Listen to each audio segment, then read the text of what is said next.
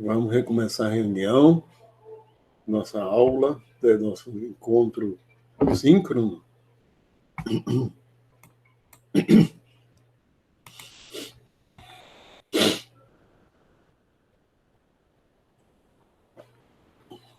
Continuar com o nosso assunto, que é o mecanicismo agora, é o mecanicismo e os seres vivos.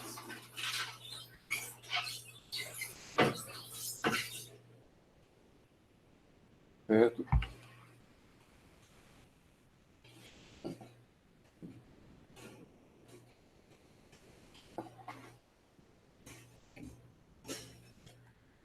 Vou voltar à apresentação, tá? Eu queria fazer umas...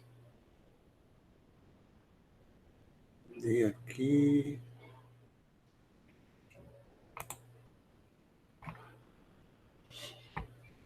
Tá.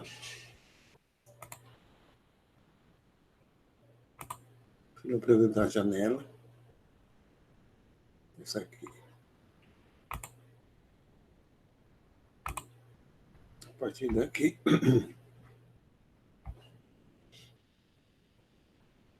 Vou apresentar a tela inteira. Melhor, vamos.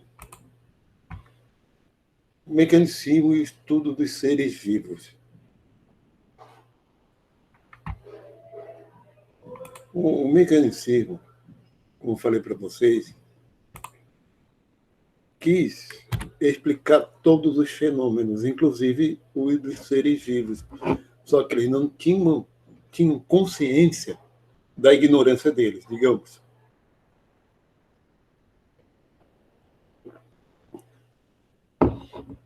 Mas não é só questão de ignorância, certo? Olha, de modo geral, eles tentavam explicar os fenômenos biológicos com analogia a maquinários em geral. Com analogia a maquinário. Polias, rodanas. Nessa época que começou também a se desenvolver os relógios mecânicos com bastante precisão, também eram criados autômatas, né? Bonecos que se moviam, que se dava corda, eles se moviam, se faziam. Então, ele fazia aquela analogia para essas explicações. O que ele podia explicar em termos de maquinário, ele explicava. Agora, um exemplo, uma explicação bem mecanicista para é da circulação sanguínea por parte de Descartes.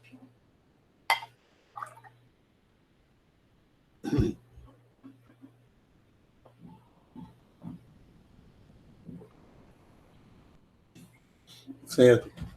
Para Descartes, o que acontecia? O sangue era resfriado pelos pulmões,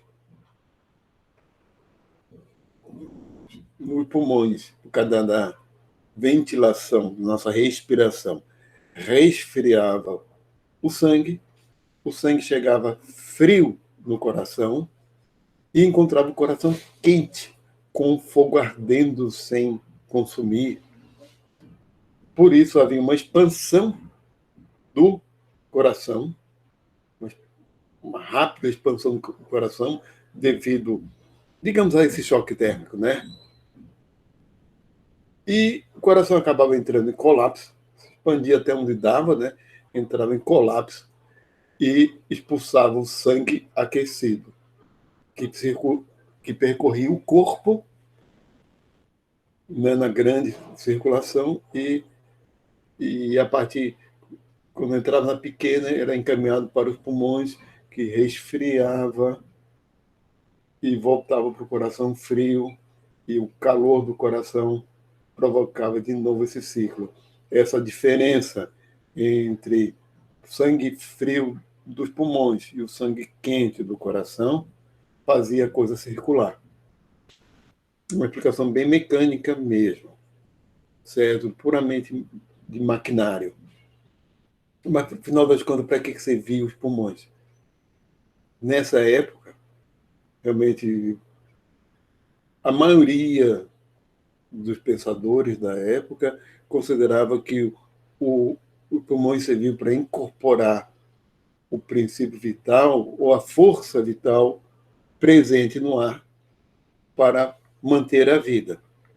Então, a questão da vida era uma questão de força vital, certo? Ou seja, de uma força da natureza externa ao ser vivo que ele tem que incorporar para se manter vivo. Força. Ele não está falando de gases nem de energia. Como um agente, né, uma força externa presente na natureza. Olha, nessa época era plausível esse tipo de explicação e chegou a um ponto de de virar uma verdade incontestável a existência dessa força vital. Realmente a ciência ainda estava engatinhando na época e, e, e era plausível dizer que existia essa força vital e que ela é, explicaria a vida, certo? Só que nessa época eles não atentaram para o seguinte, que não foi demonstrada a existência dessa força vital. Não chega nem a ser uma hipótese. Hipótese é quando a gente tem uma explicação provisória que é possível a gente fazer um experimento para corroborar ou refutar essa hipótese. Hipótese, em termos de metodologia científica, é uma explicação provisória passível de experimentação. E do jeito que é colocado esse conceito de força vital, nem hipótese é. E pior que virou verdade para a mentalidade, para a cabeça de muita gente da época. Mas para que serve o ar? Então, nessa época, nós vamos ver em química, né?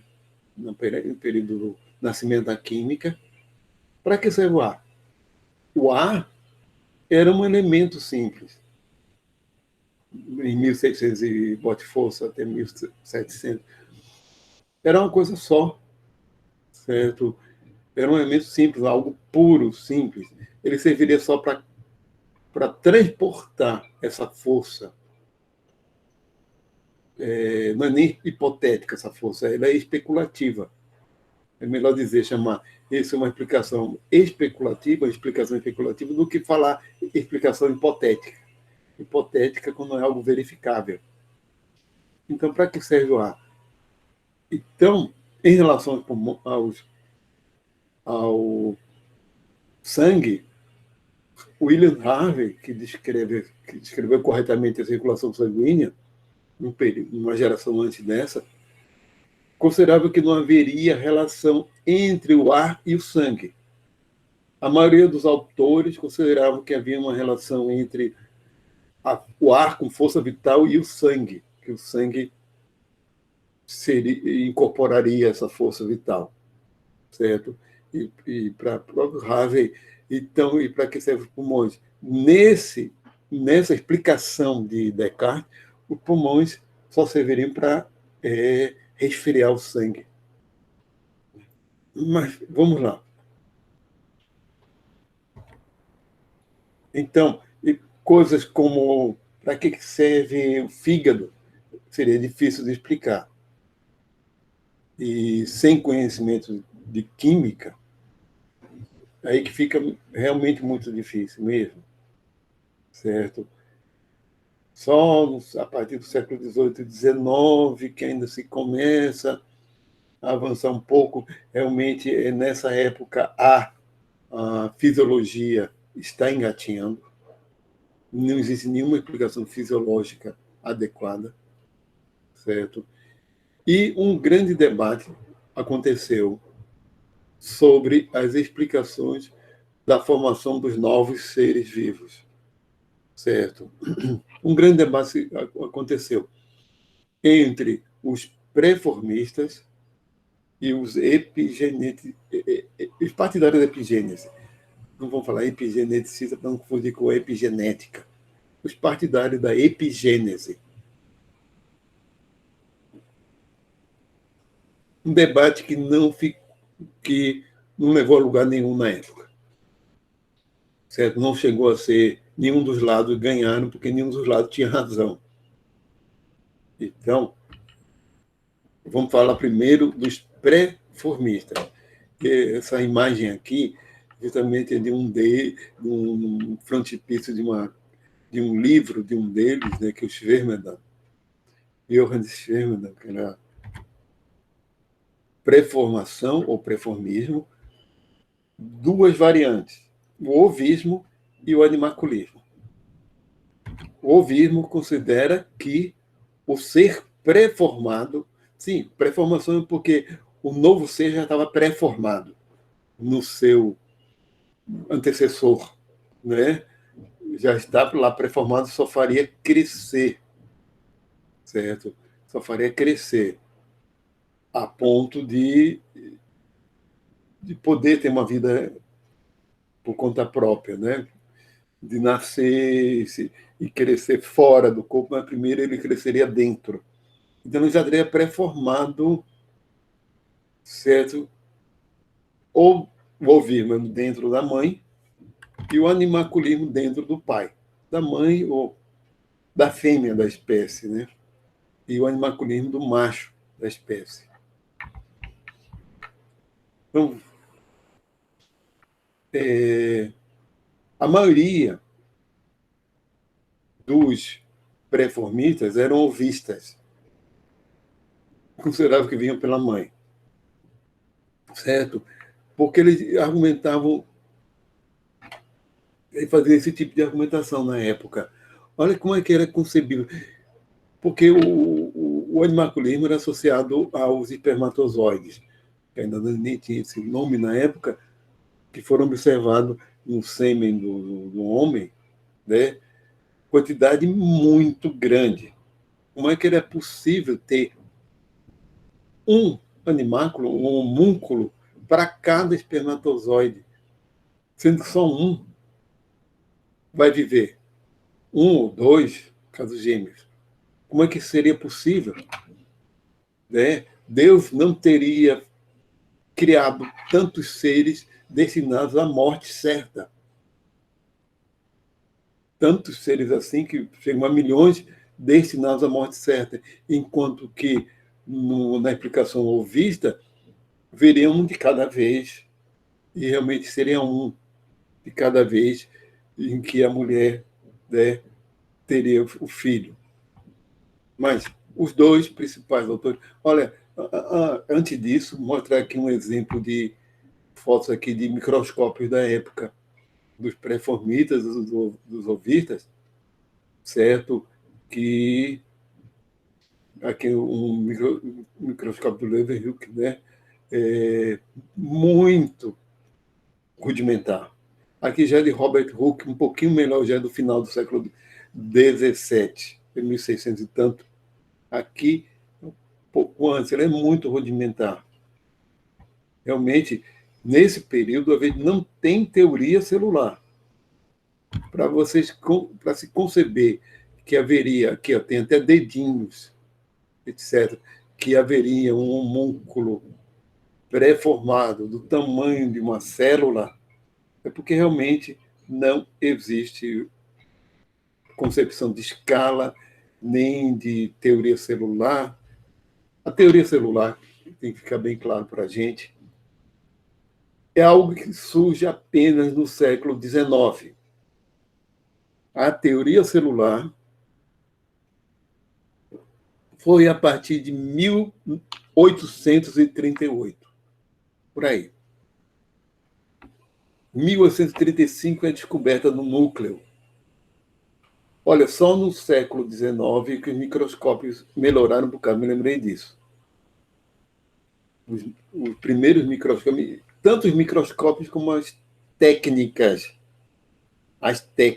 de microscopia, certo? A história mesmo da palavra célula, não vamos falar de teoria celular, mas da palavra célula, foi por conta de que Robert Hooke, ele observou, ele queria uma explicação para a compressibilidade da cortiça. E ele hipotetizou que a cortiça deveria ter microporos, ou poros como uma esponja, microscópicos, invisíveis ao olho nu, e fez observação, né, colocou fatias mais finas que ele conseguiu obter e observou o microscópio. O microscópio dele, na época, já tinha aqui uma lamparina, que é fonte de óleo, uma chama e aqui para concentrar luz, e ainda, né, já é um foco aqui, já podia dar um foco, e nós já podíamos, era o melhorzinho.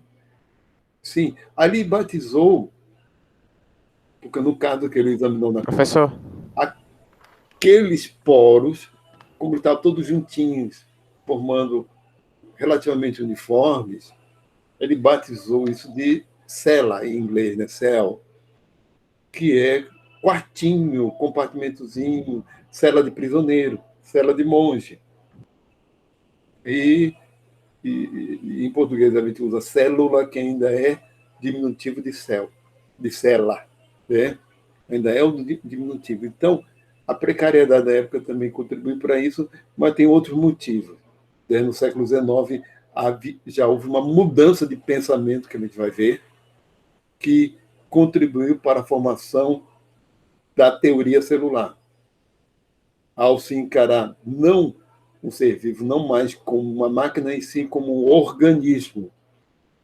Certo? O organicismo, a mentalidade organicista, contribuiu também para desenvolver a teoria celular, do mesmo jeito que ele contribuiu para desenvolver a ecologia no começo.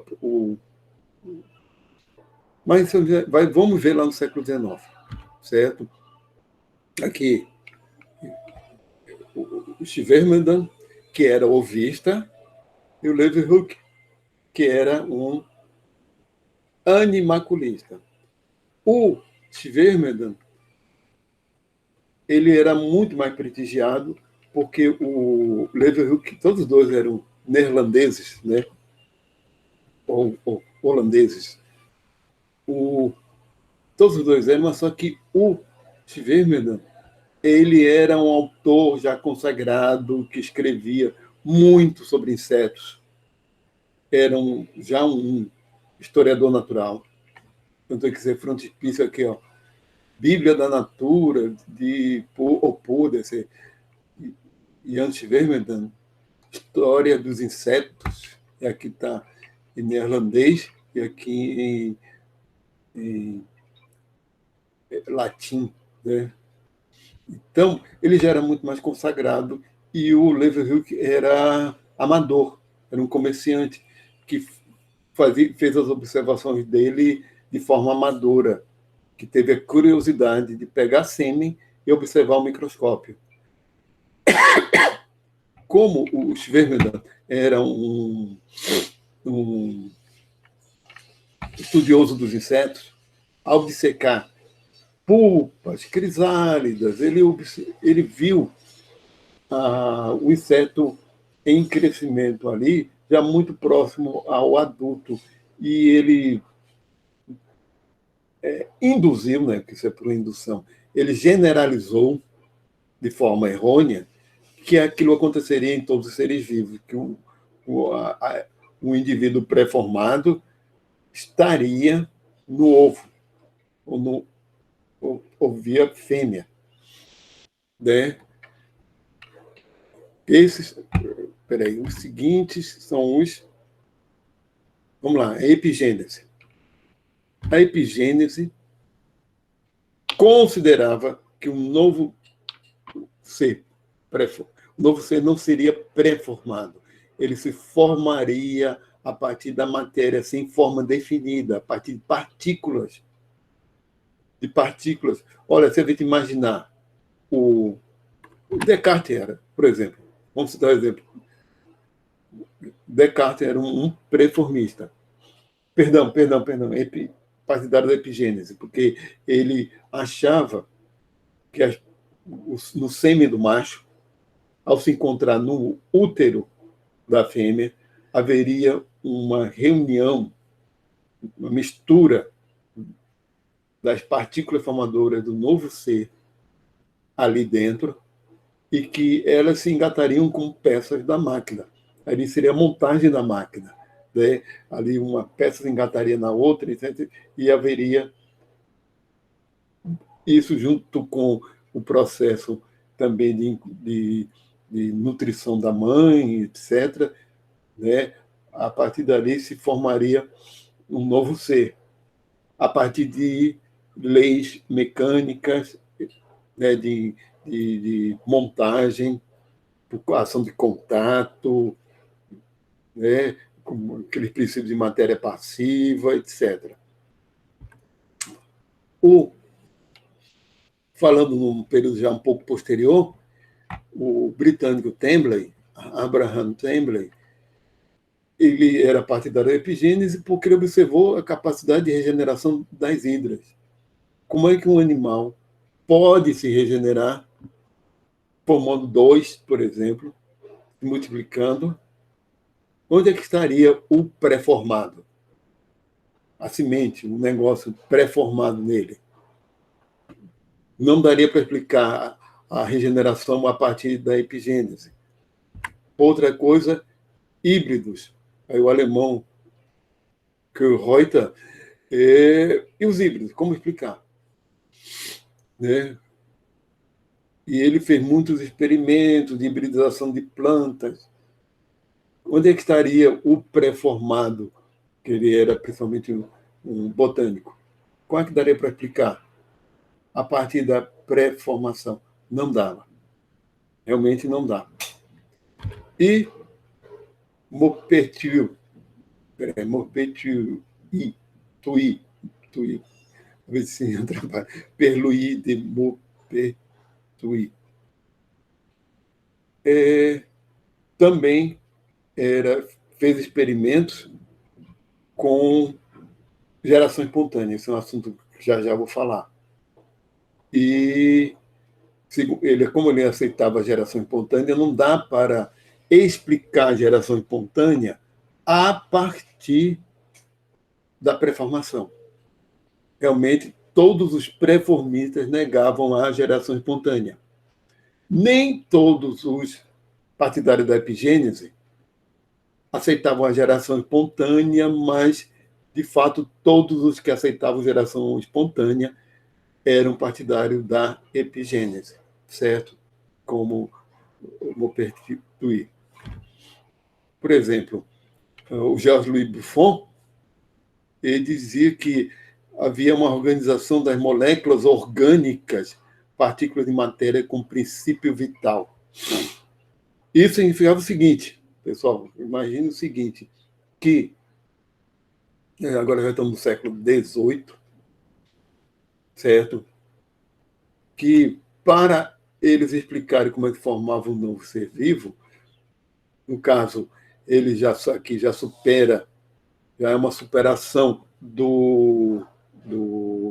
da matéria passiva de Descartes, certo? Mas eles acreditavam que existissem moléculas orgânicas diferentes das moléculas inorgânicas. E o sentido de molécula não tem nada a ver com o que a gente usa essa palavra hoje em dia. Que a matéria orgânica formava moléculas que tinham um princípio vital que permitia a organização.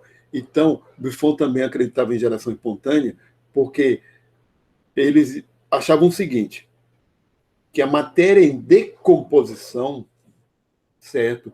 A matéria em decomposição, certo? Sendo matéria orgânica, poderia, tendo esse princípio vital, se organizar, se reorganizar, se rearranjar, formando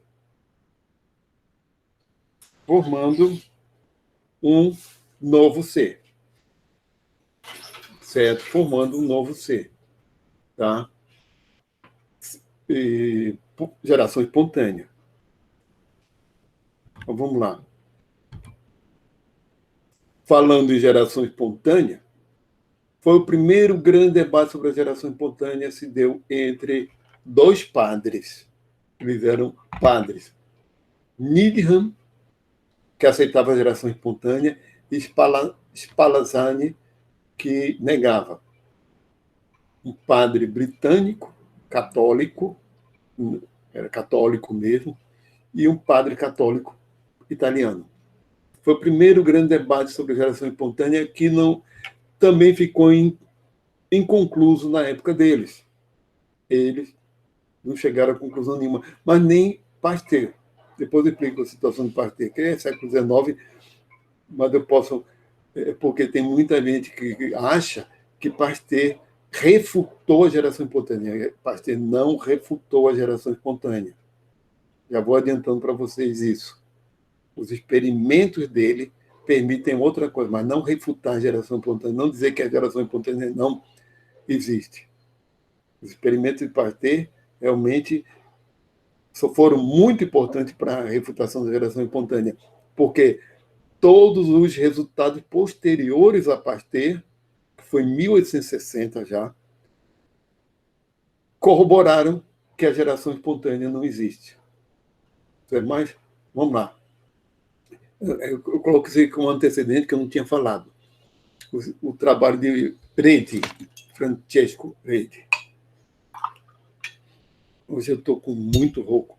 A seguir, colocar aqui esse experimento de Francesco Redi, que foi no século anterior. É para explicar o seguinte, tá? Que nesse período já não se aceitava, no século XVIII, não se aceitava mais que organismos como insetos tivessem geração espontânea. O grande problema, o grande nó, eram os micro-organismos. Aqueles experimentos de Reid foram famosos, em que ele deixa a carne aberta, em vidros abertos, e observou que tinha moscas, depois havia a formação de larvas. Se ele cobrisse com a gaze, as moscas não entravam aqui, mas acabavam depositando os ovos aqui e formando as larvas aqui em cima, certo? E quando realmente fechava, que para não permitir nem saída do odor, as moscas acabavam não chegando aqui e nem aparecendo as larvas, né? Que ele mostrou que as larvas eram provenientes das moscas, de ovos das moscas, certo? Então as larvas não eram de formação por geração espontânea da carne, em putrefação. Mas o grande problema agora são os micro-organismos. Da onde é que eles vêm? Certo? Então, quando chega o século XVIII, o grande problema agora são os micro-organismos. Né? Então, John Tuberville Needham.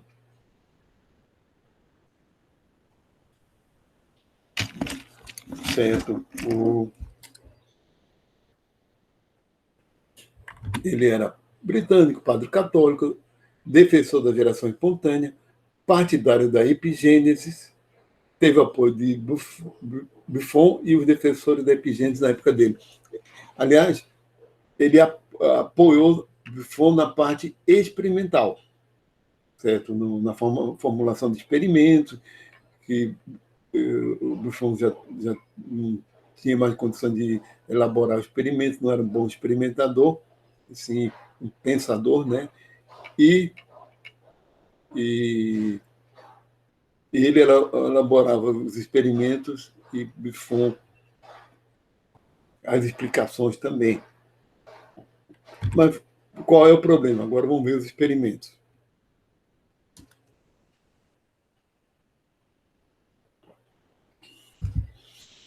Olha, nessa época já se sabia que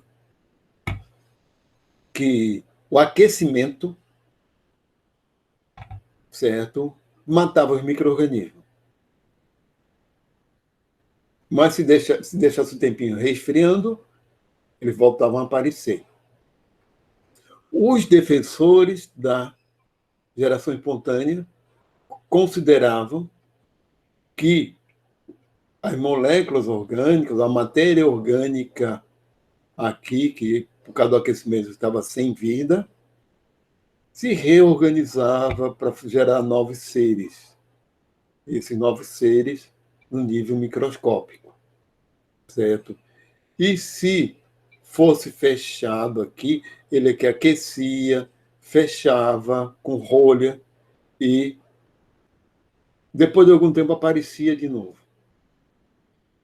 Então, isso para eles, né, era uma evidência de que essa matéria aqui gerava os novos seres.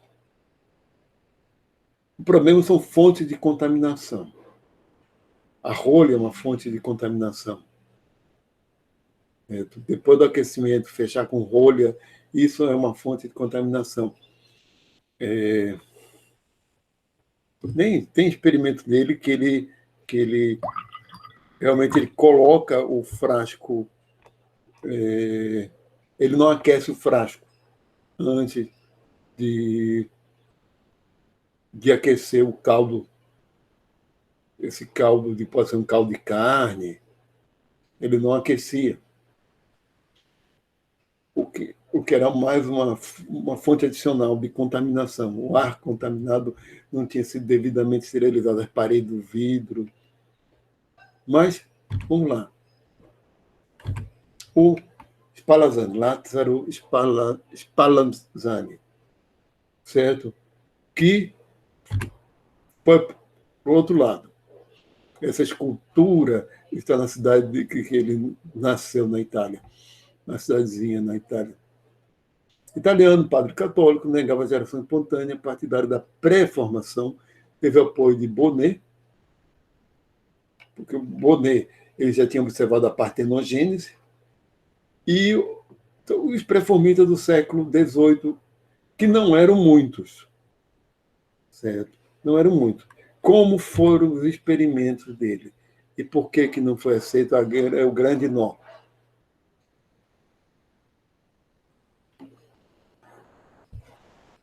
Olha, ele aquecia o caldo, mesma coisa que ao esfriar com aberto e aguardar ao crescimento de micro-organismos.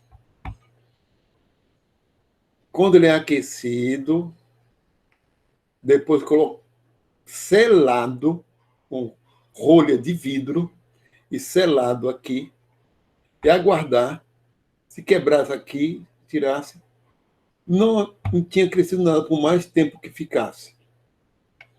Só crescia quando abria. Então, essa evidência dele, segundo ele, essa matéria aqui não se reorganizou para gerar novos seres.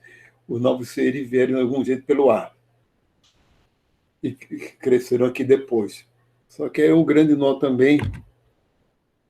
Por quê? Qual o papel do ar para os seres vivos? O que aconteceu, vou botar aqui, é que os partidários da geração espontânea questionaram que, ao selar, ao pegar uma rolha de vidro e não de cortiça e selar com aquecimento aqui, aqueceu o ar aqui dentro também. Ao fazer isso, aquecendo naquele momento. E por isso esse ar aquecido havia destruído o princípio vital. E por isso não houve crescimento. Não houve crescimento porque o ar, digamos assim, que com o princípio vital, com a força vital, também foi destruído ao selar aqui com calor. Certo? E aqui, depois de aberto, aparece o crescimento porque já está frio, né? E foi o grande nó. O Spallanzani passou 20 anos tentando mostrar que não tinha destruído a força vital. Certo? Qual foi o grande nó? Olha, repare o seguinte,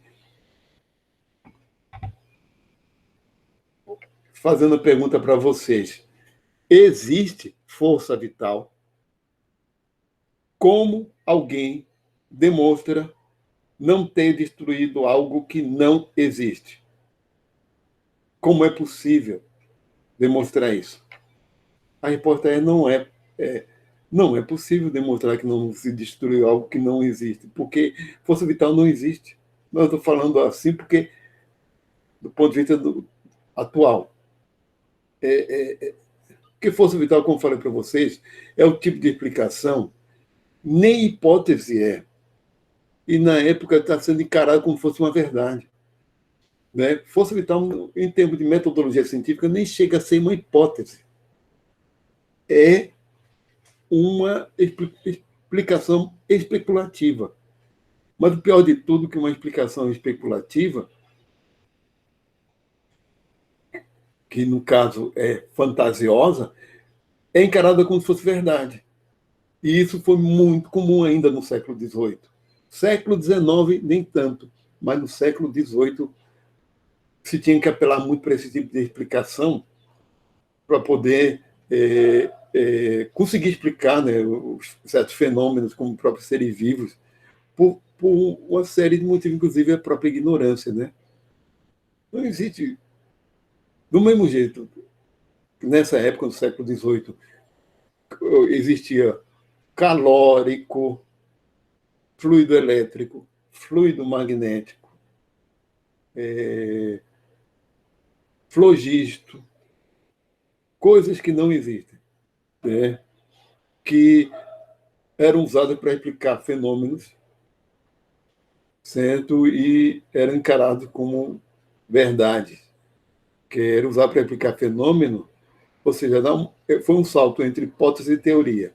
E se cria uma teoria fantasiosa, uma teoria desvinculada com a realidade, porque ela não foi realmente verificada experimentalmente. Porque esse conceito de força vital é um conceito que não é possível haver verificação experimental.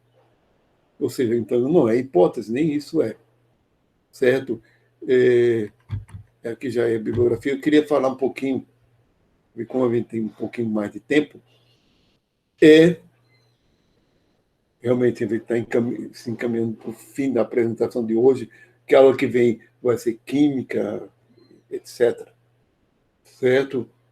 O Pasteur, falando nisso, porque, olha, ao longo do século XIX, muita gente boa aceitava a geração espontânea. Certo? Muita gente boa aceitava a geração espontânea. A teoria da evolução de Lamarck tem nela a geração espontânea. Faz parte da teoria de Lamarck a geração espontânea. E Lamarck era um organicista. Depois a gente vai ver isso. Comparar Lamarck com Darwin. E Lamarck era um organicista, certo? E no ano de 1859, um médico francês chamado Pouchet, Archimède Pouchet, publicou um livro chamado Heterogenia, ou a teoria da geração espontânea. Heterogênese, né? Heterogenia, gerado a partir do diferente, em que ele fala toda essa história, ele fala, etc, etc. Porque realmente não se tinha refutado ainda a geração espontânea, e ele foi um defensor da geração espontânea no ano de 1859. Aí se reacendeu esse debate e Pasteur, que não aceitava a geração espontânea por causa da experiência dele como químico, que trabalhava com fermentação alcoólica, né? E ele já desconfiava que aqueles micro-organismos se multiplicavam por conta própria, que aquele é um processo de multiplicação de micro-organismos, e que um micro-organismo tem que vir de outro. Então, uma outra coisa que não se sabia na época, como é que nascem os micro-organismos, como é que surgem. certo? Isso até o século XIX não sabia. Como é que surgiu? Não se encarava o micro-organismo como uma célula, como um organismo unicelular. Só a partir do desenvolvimento da teoria celular que isso fica mais claro. O que nós temos é que, ainda já no século XIX, não sabia o que era direito um micro-organismo e qual era o papel do ar nessa contaminação de micro-organismo, porque tinha gente que achava que eles eclodiam de ovos, de esporos microscópicos. E como é que o ar, olha, de um dia para outro, um caldo nutritivo aumenta muito a quantidade de micro-organismos. Como é que ele conseguiu eclodir? O ar tinha que ter muito micro-organismo assim, a partir do ar. Até que, em 1860, foi lançado pela Academia de Ciências da França, foi lançado um desafio para que resolvesse esse problema, a questão da geração espontânea. E Pasteur fez uns experimentos, que a gente vai ver depois, que são os experimentos que ele usou balões com pescoço de cisne que ele recurvou, permitindo a entrada de ar, mas dificultando a entrada de micro-organismos se eles estivessem presentes no ar. E ele demonstrou, só que faltou mais rigor estatístico, porque ele fez poucos experimentos. Ele demonstrou que, por exemplo, a nível do mar, a contaminação era maior dos caldos nutritivos do que a 800 metros, do que a 2.000 metros de altitude. Demonstrou que, se o experimento fosse feito dentro de um auditório, tinha uma contaminação muito menor do que fosse feito no campo, ao ar livre. Ou seja, há uma correlação entre o ar e a contaminação. Então, o experimento dele demonstrou só o seguinte, que o aparecimento de micro-organismos tinha a ver com o ar e não com o caldo nutritivo. Sim, mas isso não significa refutar a geração espontânea. O que aconteceu é que depois de Pasteur, depois de 1860, todos os resultados indicavam que a geração espontânea não existia. Inclusive, quando se descobriu direito como é a multiplicação dos micro-organismos, né, de se reconhecer que era um organismo, que eram seres unicelulares, e que uma célula provém só de outra célula, que é um dos princípios da teoria celular, etc., é que se abandona a geração espontânea e a geração agora abiótica, é a questão de origem da vida. Certo? Questão de origem da vida. Certo? Eita, eu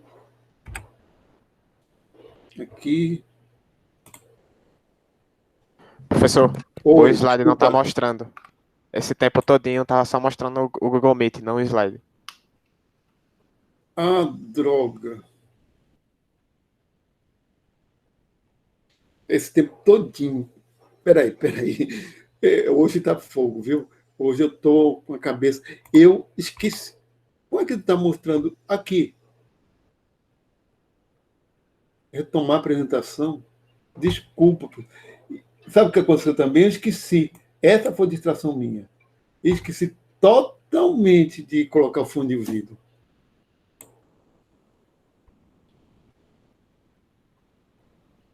Eu, eu vou retomar a apresentação. Por que parou? Parar de compartilhar a tela? Não. Retomar a apresentação. Ai, meu Deus. O que foi que houve? Depois eu vejo na. Ai, meu Deus. Ai, Maria. Ele está gravando. Qualquer coisa eu faço a edição. O que foi que houve? Talvez tenha sido algum problema. Eu vou ver no vídeo que ficou gravado o que aconteceu. Porque está aqui apresentando, eu fui para cá, estou compartilhando tela. Vou ver de novo. Vocês, olha, agora você, como eu já falei, vai ser coisa rápida.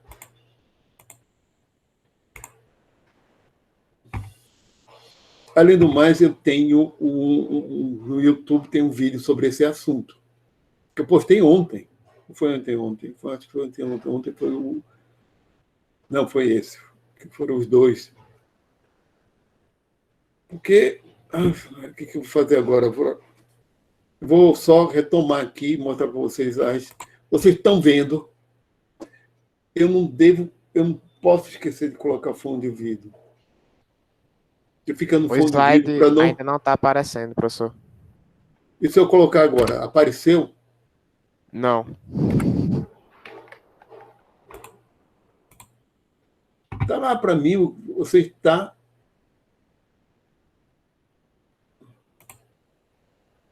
Não. Espera aí. Você está apresentando para todos. O que foi que houve? Aqui, eu coloco aqui. Espera aí. Não, mecanicismo não. É sim, esse aqui. A parte... Espera aí. Ai,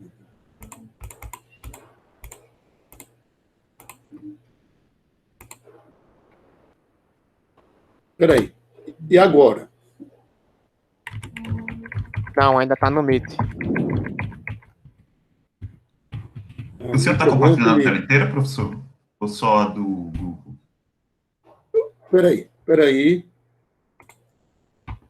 Vou parar. Você está apresentando. Parar a apresentação. Voltar a apresentação, a tela inteira. Eu coloquei com tela inteira. Compartilhar.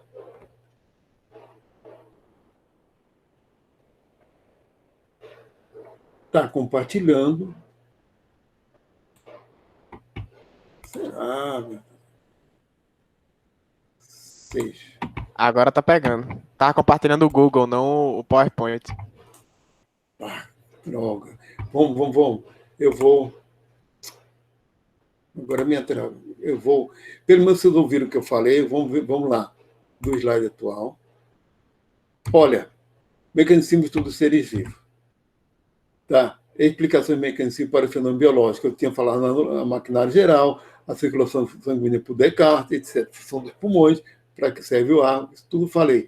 Realmente, aí o que interessa mais o texto do que eu falei, do que pré-formação, pré-formismo, ovismo e animaculismo, o ovismo, que é a da mãe, o pré-formado, e o animaculismo do pai.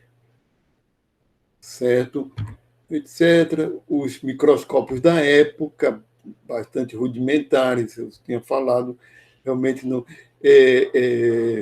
Isso é mais para ilustrar que outra coisa, né? Também isso aqui. Realmente a gente pode falar, mas vamos lá.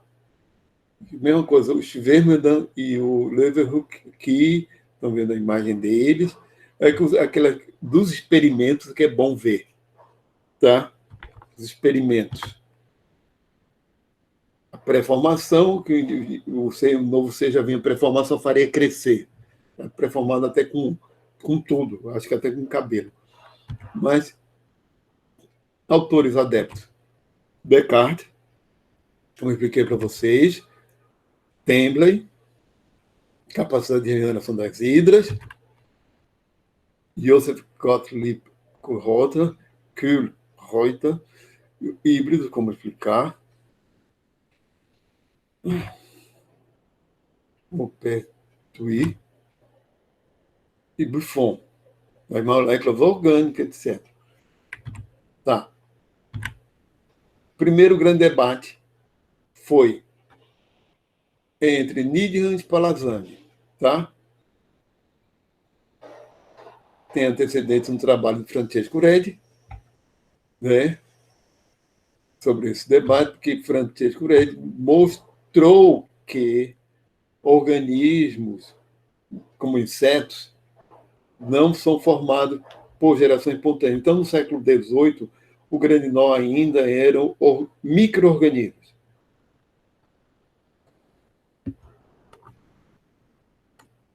O grande nó eram os micro-organismos. Aqui mostrou, como eu falei para vocês, né? Aberto, aparecimento de moscas, depois de larvas, com a gase. As moscas ficam por aqui, depois eu vi que tinha larvas surgindo por aqui, em cima, que tinham eclodido dos ovos, mas não na carne. E quando é realmente lacrado, sei lá, a coisa é fechada, não havia nem moscas e nem larvas. Então, o grande problema agora eram os micro-organismos, certo? Que fica até a época de Pasteur, certo? Até a época de Pasteur, certo? Aí, a imagem aqui do Needham, que era britânico, padre católico, defensor da geração espontânea, partidário da epigênese. Teve o apoio de Buffon e dos defensores da epigênese. Tem coisa, às vezes eu vejo escrito epigênesis, mas eu devia não ter acento, já que isso aqui está em latim, e epigênese. Né? Mas vamos lá. Aqui os experimentos dele.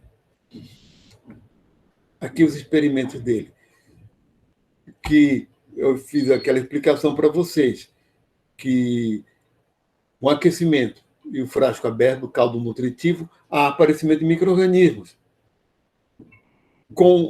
Fechado com rolha, eles aparecem de novo. Então, a explicação que eles davam é que havia uma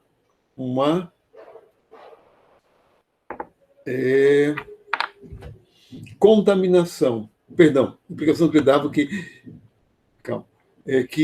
havia que a matéria que está aqui, certo? A matéria orgânica que está aqui se reorganizava formando novos micro-organismos. Então, vamos lá. Uma fonte de contaminação é a própria rolha, né?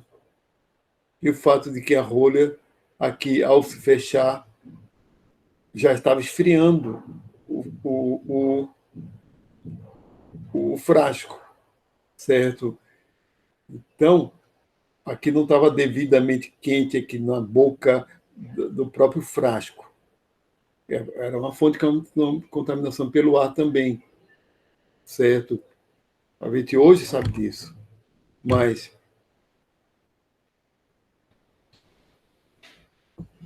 o Spallanzani, que eu já tinha explicado para vocês, isso é só a imagem aqui dele.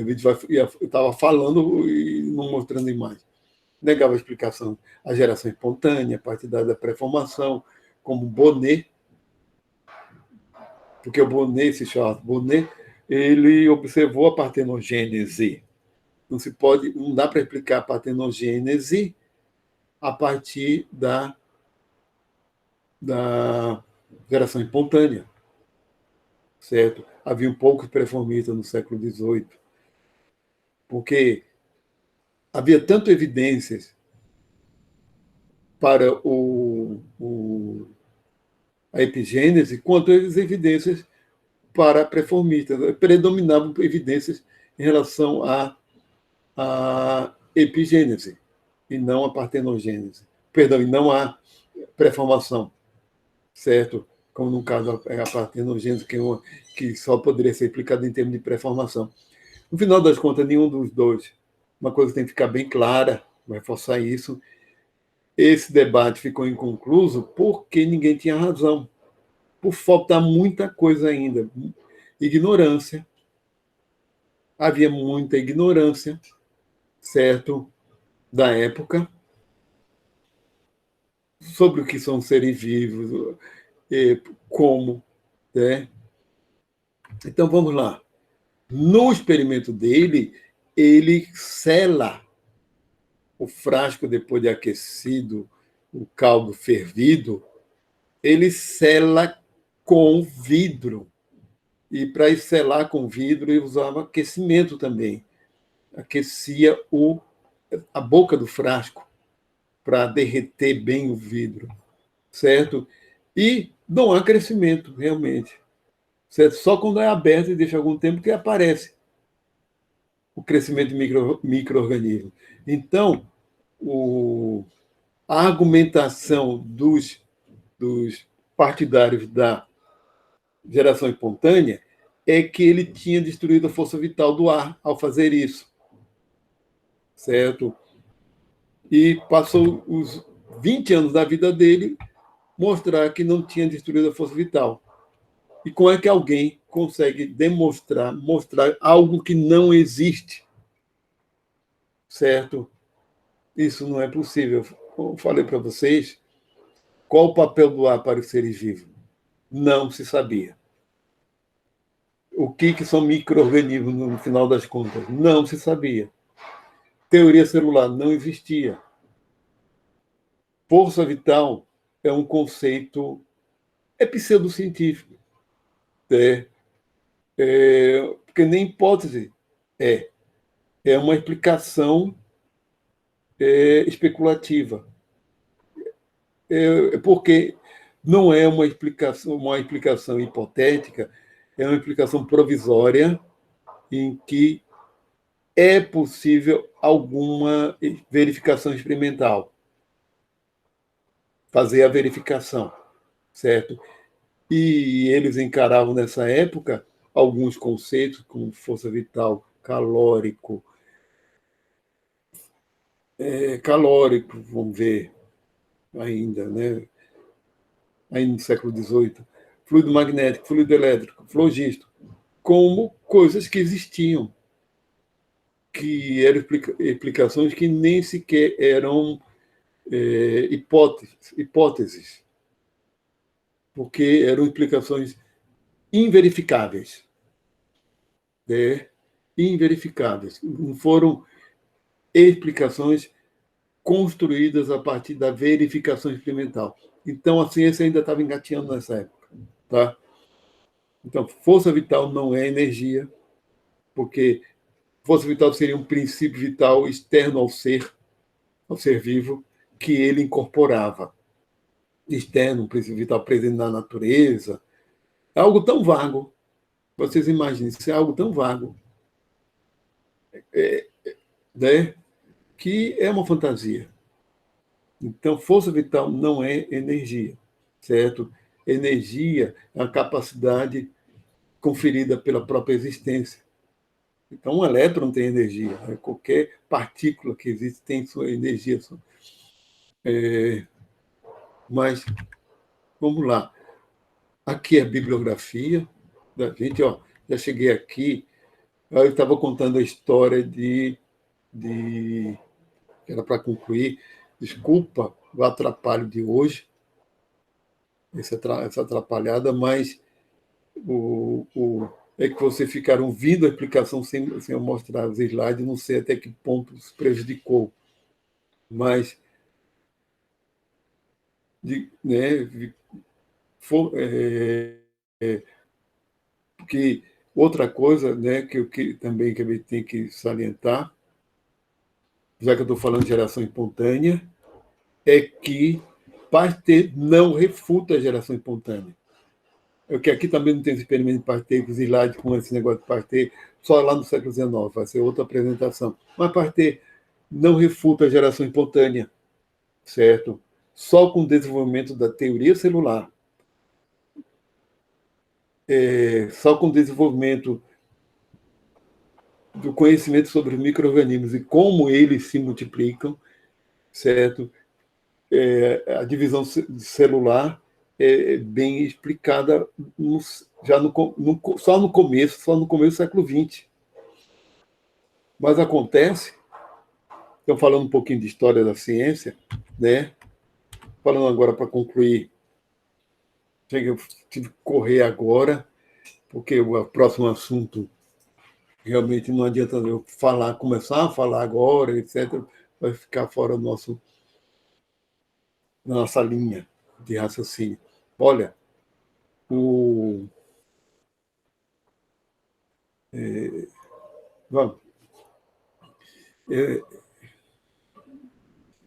que. Peraí, deixa eu me situar agora. Agora eu dei uma vacilada. Olha, sim, de história, que eu me lembrei de questão de história da ciência. Existe um livro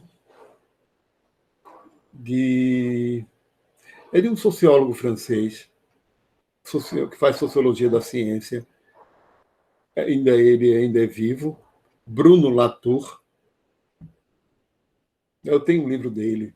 Esse não, em que ele conta a história de Pasteur, não. Pasteur, não. Eu tenho um outro que ele escreveu um livro sobre essa história de Pasteur, que é Os Micróbios. Ele tem outro lá, Vida no Laboratório, que mostra a atividade científica como uma atividade social, como qualquer outra atividade social, com seus problemas sociais também. Né? Instituição científica como qualquer instituição humana, com toda a questão de hierarquia, de jogo de poder, etc, etc. Mas a tese de Bruno Latour é a seguinte, é que, vamos já colocar aqui a referência, a tese de Bruno Latour é que o poder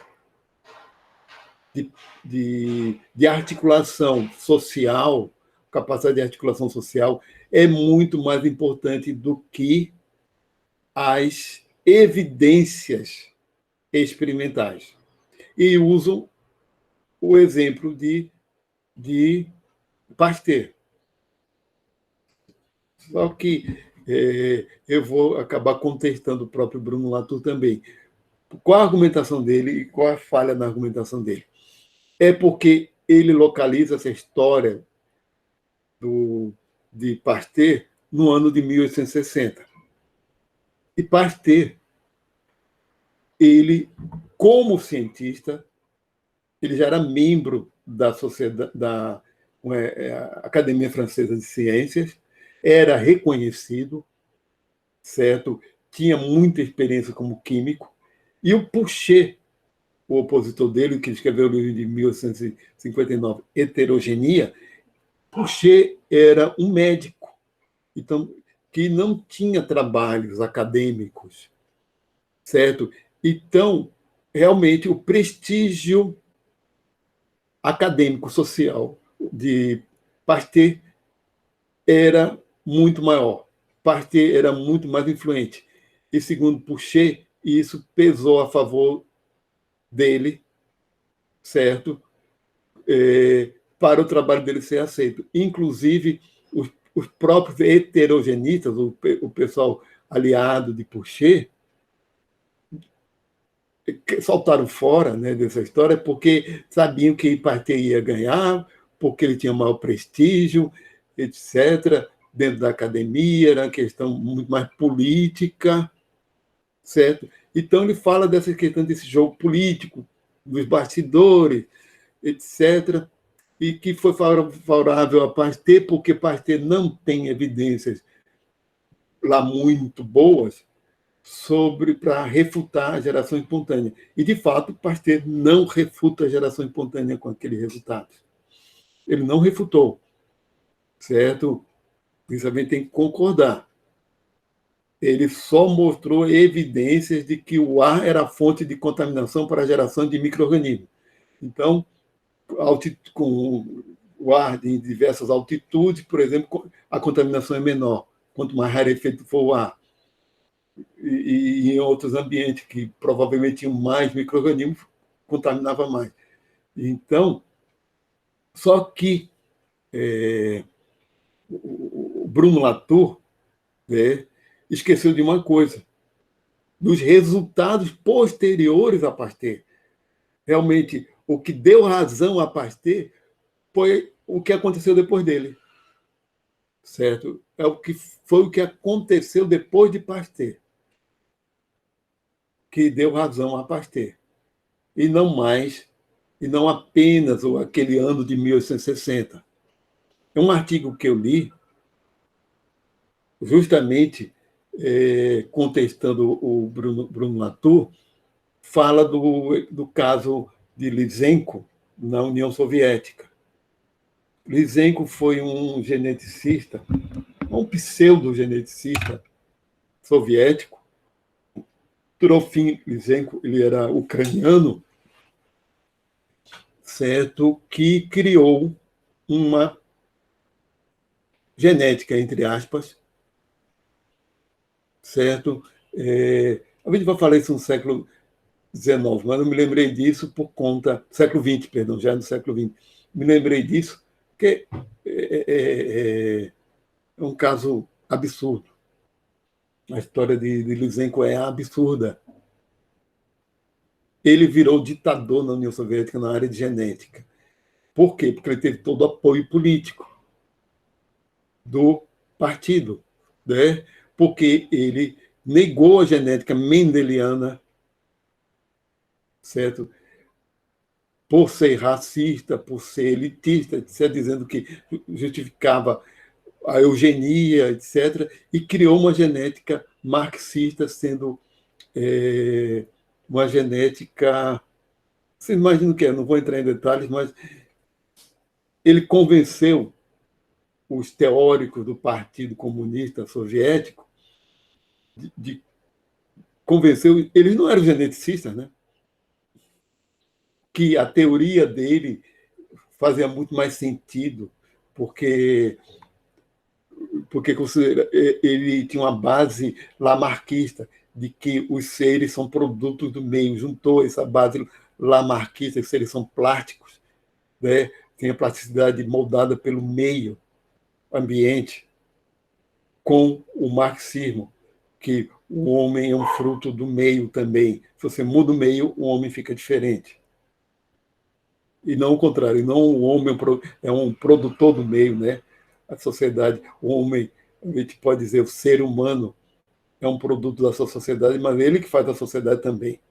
Há uma relação dialética que o povo esquece, de relação dialética. Aí vamos entrar nisso, só se a gente começar a falar sobre Nietzsche, no conceito de Übermensch, de Nietzsche, que é você superar esse determinismo social, o seu condicionamento social, ser capaz de superar, ao invés de você repetir, você ser católico porque sua família é, você ser judeu porque a família também é. Esse condicionamento gerado pelo meio onde você nasce. Né? Um conceito de superação é esse conceito do Übermensch, que é o acima da pessoa, de Nietzsche. Über, em alemão, é preposição para acima, e também é um sufixo a um monte de palavras. Mensch, gente.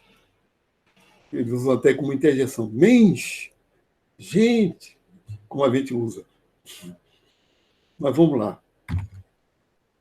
Vamos parar com isso aqui.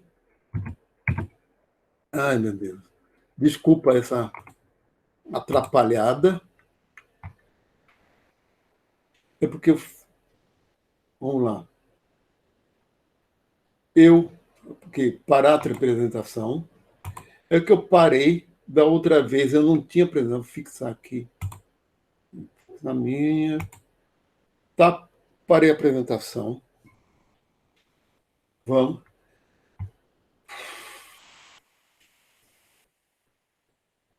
Eu vou interromper a gravação por enquanto.